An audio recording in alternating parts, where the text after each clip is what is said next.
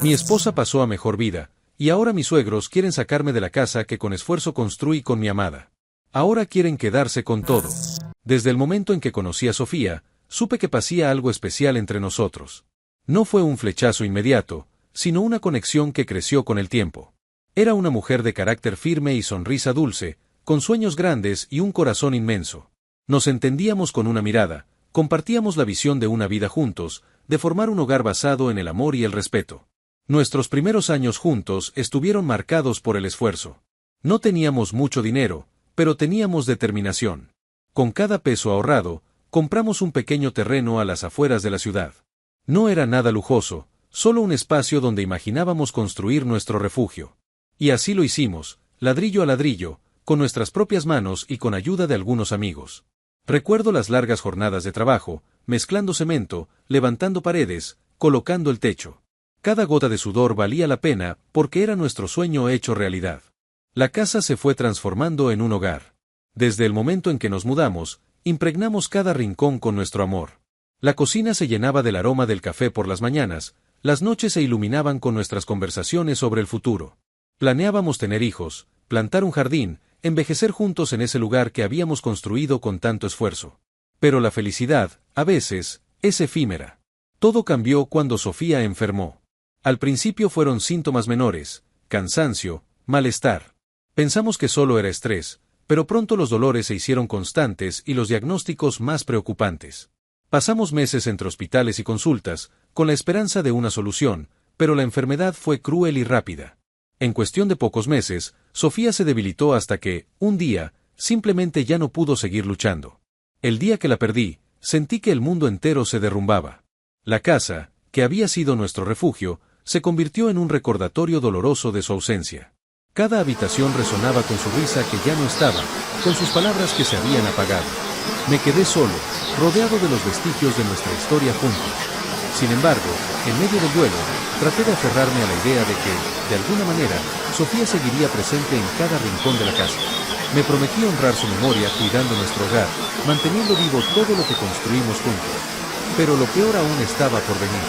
Apenas unas semanas después del funeral, mis suegros comenzaron a visitarme con más frecuencia de lo habitual. Al principio, lo tomé como una muestra de apoyo, un gesto de familia. Pero pronto noté que sus preguntas eran extrañas, insistentes. ¿Y esta casa? ¿Bajo qué nombre está registrada?, preguntó mi suegro una tarde, fingiendo casualidad. Mi suegra, en cambio, prefería el chantaje emocional. Sabes que Sofía hubiera querido que esta casa siguiera en la familia. Al principio no le di importancia, pero pronto sus visitas se volvieron constantes. Revisaban los muebles, miraban las habitaciones con detenimiento y hacían comentarios sobre cómo necesitaban un lugar para recordar a su hija.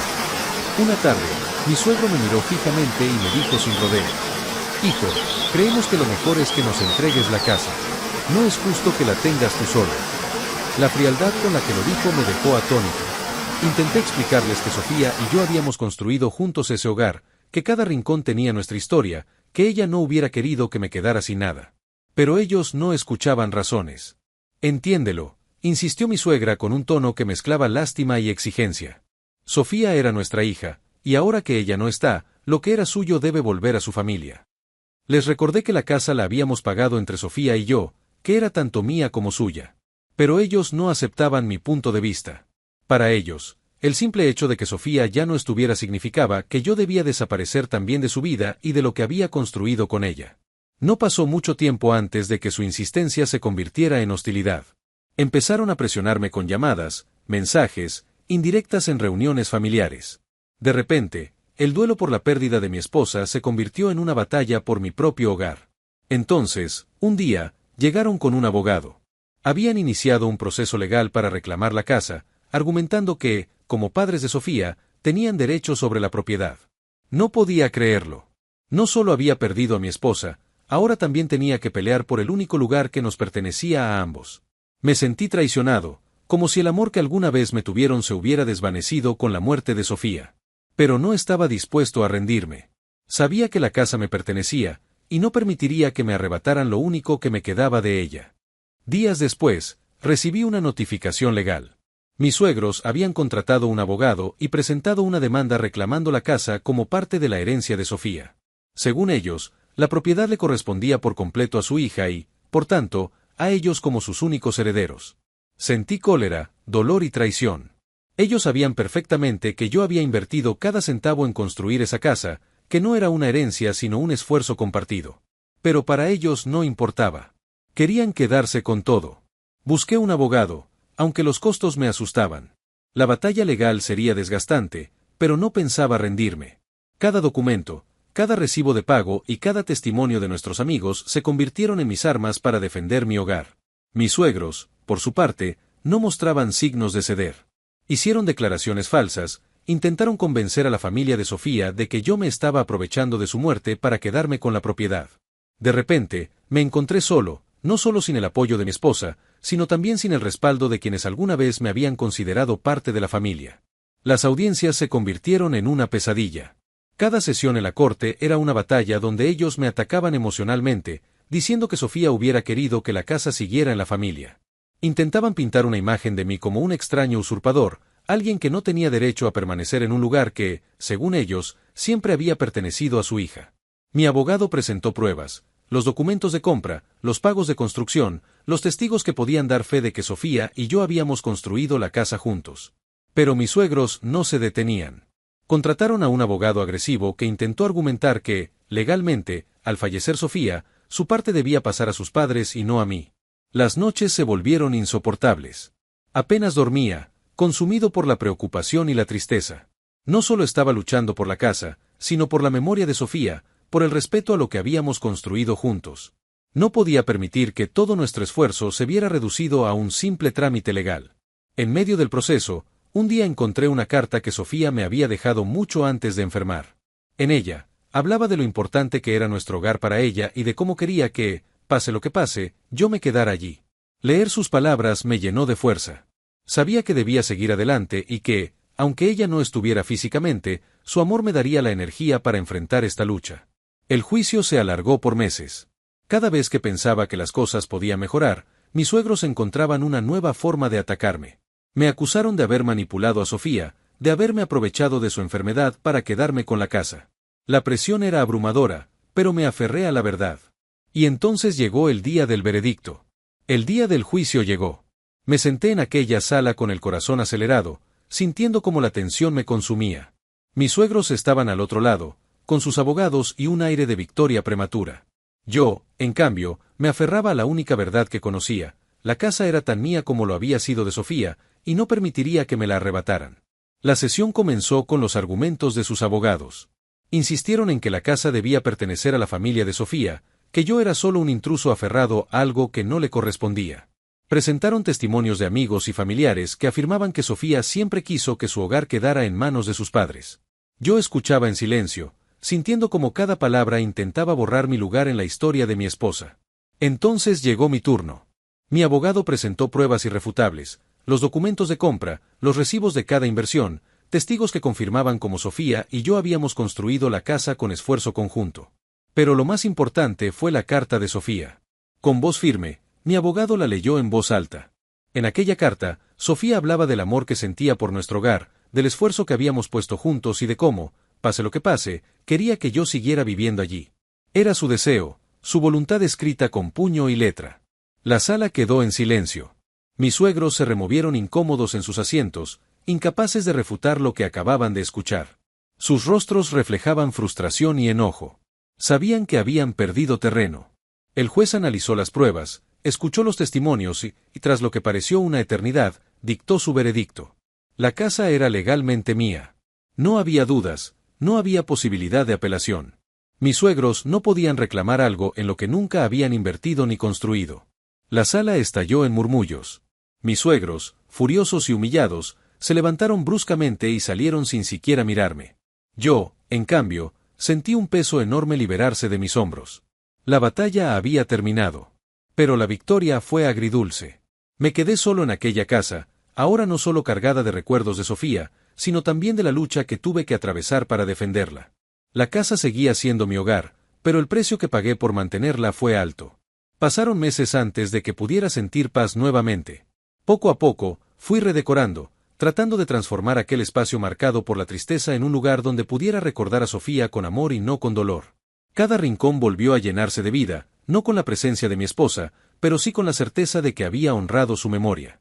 Mirando hacia atrás, comprendí que la verdadera victoria no fue solo ganar la casa, sino demostrar que el amor y el esfuerzo que pusimos en construir nuestro hogar no podían ser borrados por la avaricia. La justicia prevaleció, y con ella, la promesa que le hice a Sofía de proteger nuestro legado. Con el juicio terminado y la casa aún en mis manos, intenté recuperar un poco de la normalidad que se había desvanecido con la muerte de Sofía. Sin embargo, la paz no llegó de inmediato. Me sentía exhausto, como si la batalla legal hubiera drenado hasta la última gota de mi energía. Aunque había ganado, la tristeza seguía pesando en mi corazón. Durante los primeros meses tras el veredicto, evité el contacto con la familia de Sofía. Sabía que el resentimiento aún estaba presente en ellos y, sinceramente, yo tampoco estaba listo para enfrentarme a sus miradas llenas de reproche. Pero con el tiempo, entendí que vivir con rencor no era la forma en que Sofía habría querido que siguiera adelante. Decidí enfocarme en reconstruir mi vida. Retomé mi trabajo con más dedicación, intenté salir de la rutina del duelo y rodearme de las pocas personas que me habían apoyado en todo este proceso. Poco a poco, la casa dejó de sentirse como un campo de batalla y volvió a ser un refugio. Puse nuevas decoraciones, pinté las paredes con colores más cálidos y hasta sembré aquel jardín que Sofía y yo habíamos soñado tener algún día. Un día, mientras regaba las plantas, alguien tocó la puerta. Al abrir, me sorprendí al ver a la hermana menor de Sofía. Sus ojos reflejaban un conflicto interno, como si hubiera estado debatiendo si debía venir o no.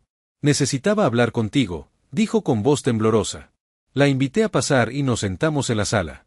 Me confesó que no estaba de acuerdo con la forma en que sus padres habían intentado quitarme la casa, pero se sintió atrapada entre el deber filial y la justicia. Me pidió disculpas por no haber hablado antes, por haber guardado silencio cuando sabía que yo tenía razón. Aquel encuentro fue el primer paso para cerrar un capítulo doloroso. Aunque nunca recuperé la relación con mis suegros, con el tiempo logré reconstruir lazos con algunos miembros de la familia de Sofía. Aprendí que el perdón no siempre significa reconciliación, sino liberarse del peso del odio. Años después, cuando por fin sentí que la herida había cicatrizado, me encontré mirando la casa con otros ojos. Ya no la veía solo como el recuerdo de una batalla, sino como un símbolo de amor y resistencia. Sofía y yo la habíamos construido con esfuerzo, y yo había luchado por ella no solo por su valor material, sino porque representaba nuestro sueño compartido. La vida siguió su curso. Aunque nunca olvidé a Sofía, aprendí a vivir sin su presencia física, pero con su amor aún presente en cada rincón de nuestro hogar. El dolor dio paso a la gratitud, y con el tiempo, volví a sonreír. Aquella casa, la casa de nuestros sueños, siguió siendo mi refugio. No solo porque gané la batalla por ella, sino porque en ella permanecía intacto el recuerdo de un amor que ni la muerte ni la avaricia pudieron borrar. Esta historia nos deja una lección poderosa sobre el amor, la pérdida, la traición y la resiliencia. Nos muestra cómo, incluso en los momentos más oscuros, la fuerza del amor y la justicia pueden prevalecer. La casa no era solo un bien material, sino el símbolo de un sueño compartido, construido con esfuerzo y sacrificio. Para el protagonista, defenderla no era solo una cuestión legal, sino una lucha por preservar el legado de su amor con Sofía. El relato también nos enfrenta a la triste realidad de cómo el duelo y la avaricia pueden sacar lo peor de las personas. La familia de Sofía, en lugar de honrar su memoria con respeto y amor, intentó borrar la existencia de quien había sido su esposo y compañero. Este tipo de conflictos, lamentablemente, son más comunes de lo que imaginamos cuando hay bienes de por medio. Sin embargo, el protagonista demuestra que la dignidad y la verdad tienen peso. A pesar del dolor y la soledad, no se dejó vencer. Luchó no solo por la casa, sino por lo que representaba. Y aunque la batalla fue dura, encontró en su interior la capacidad de sanar y seguir adelante, transformando el sufrimiento en crecimiento. Finalmente, la historia nos recuerda que el perdón no siempre significa reconciliación, sino liberación. Al soltar el odio y enfocarse en reconstruir su vida, el protagonista encontró paz. Aprendió que, aunque Sofía ya no estaba físicamente, su amor permanecía en cada rincón de su hogar, y que la verdadera victoria no era solo quedarse con la casa, sino mantener vivo el recuerdo de lo que habían construido juntos. Es una historia de lucha y redención, pero sobre todo, de amor inquebrantable.